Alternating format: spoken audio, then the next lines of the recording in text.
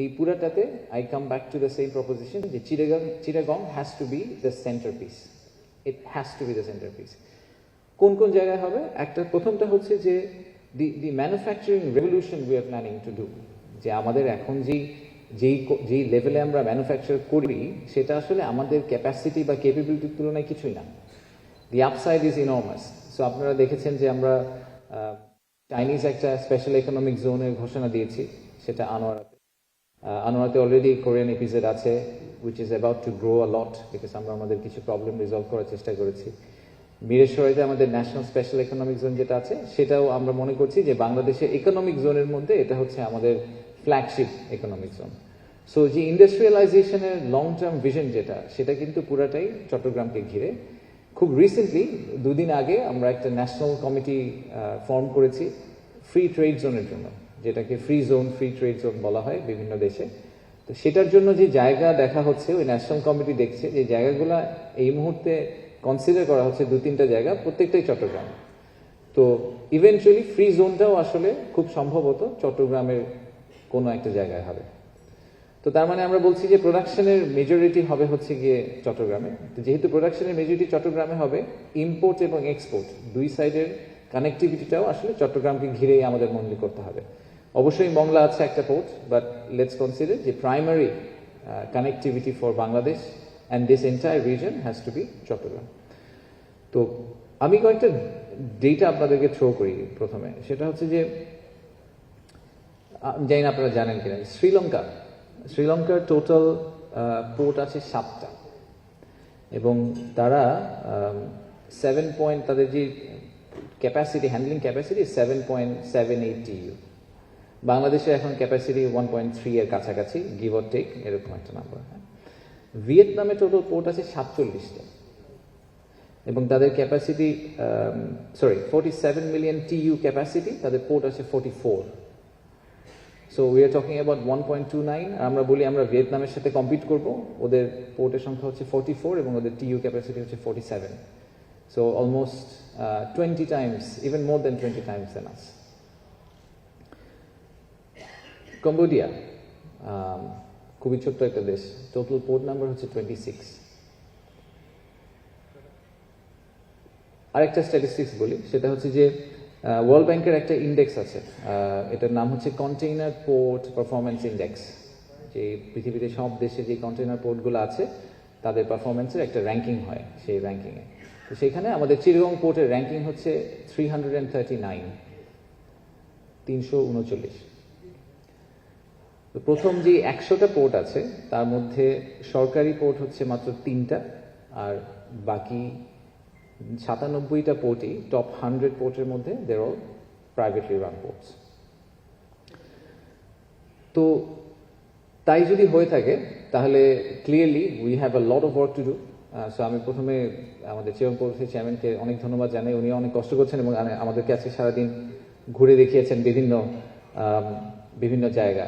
তো the premise has to be যে we have to have the best managed ports in the world in Bangladesh, and the reason being আমাদের তো আসলে 44 ports করার কোনো সুযোগ নাই, আমরা কখনোই 44টা পোর্ট করতে পারবো না। আমরা হয়তো 3টা 5টা 7টা এই কটা পোর্টের মধ্যে আমাদেরকে থাকতে হবে, আমাদের যেহেতু জায়গা কম।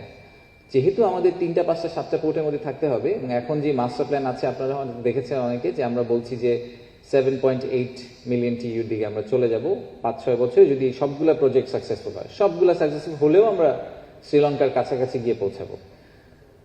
তো যেহেতু ল্যান্ড লিমিটেড এবং যেহেতু আমাদের options limited, we have to have the most effective and best manage ports in the world.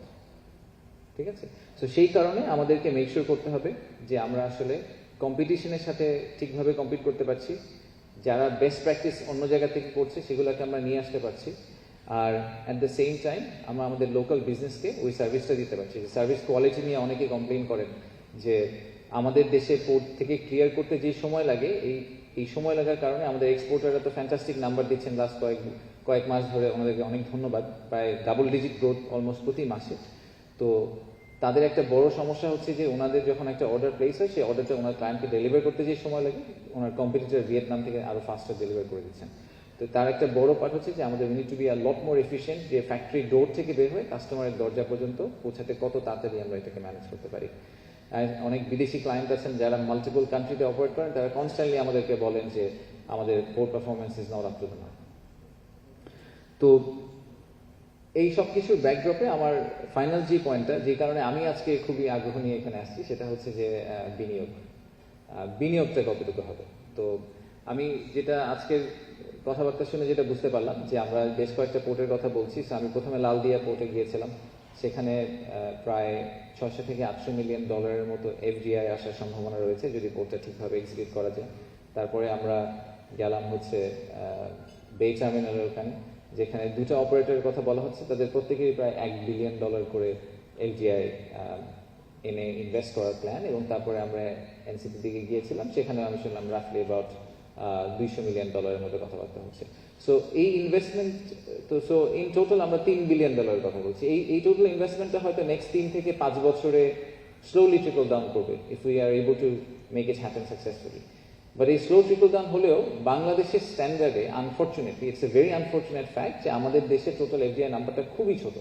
এই মুহূর্তে আমাদের যে বেস লাইন, সেই বেস লাইনটা একদম ট্রু এফডিআই যেটাকে আমরা বলি যে ইকুইটি ইনজেকশন, সেই নাম্বারটা কিন্তু $1 বিলিয়ন নিচে প্রতি বছর। তো বছরে আমরা করি হচ্ছে $700-800 মিলিয়ন ইন এ ইয়ার। তো সেইখানে আমি $3 বিলিয়ন শুধু ইনভেস্টমেন্ট শুধু দেখতে পাচ্ছি পোর্টে। Forget about the factories that will actually be developed. And then the most important piece, which is employment. আমরা যদি পোর্টগুলো করতে পারি, আজকে আমরা যে নাম্বারটা শুনলাম যে শুধুমাত্র বে টার্মিনালেই 25,000 এডিশনাল কর্মসংস্থান হবে। Employment, I continue to say, is the biggest opportunity and the biggest challenge for our generation.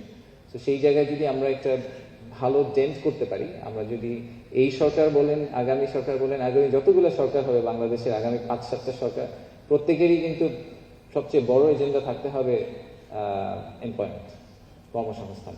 So সেটাকে সেন্টার পিস করে, সেটাকে প্রাইমারি গোল করে আমাদের যা ডিসিশন যেদিকে নেওয়া দরকার, যেভাবে নেওয়া দরকার আমাদেরকে সেভাবেই নিতে হবে। তো এই পোর্টগুলোকে এফিশিয়েন্ট করলে যদি আমাদের ট্রেড বাড়ে, তাহলে বাই ডিফল্ট আসলে আমি এক্সপেক্ট করছি যে এমপ্লয়মেন্ট বাড়বে। And these are really big projects, good projects, would also put us in global map.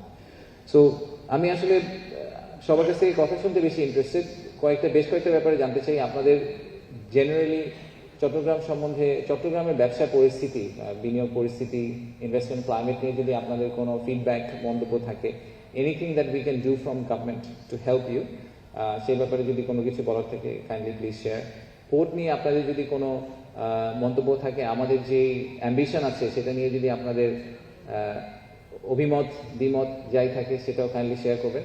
আমরা আসলে আজকে এসেছি জেনুইনলি প্রথমত আসলে দেখতে যে প্রজেক্টগুলো প্রোগ্রেস কীরকম, কারণ যেহেতু এফডিআই কানেক্টেড, তাই আমি পার্সোনালি খুবই ভেস্টেড ইন দিস প্রজেক্ট।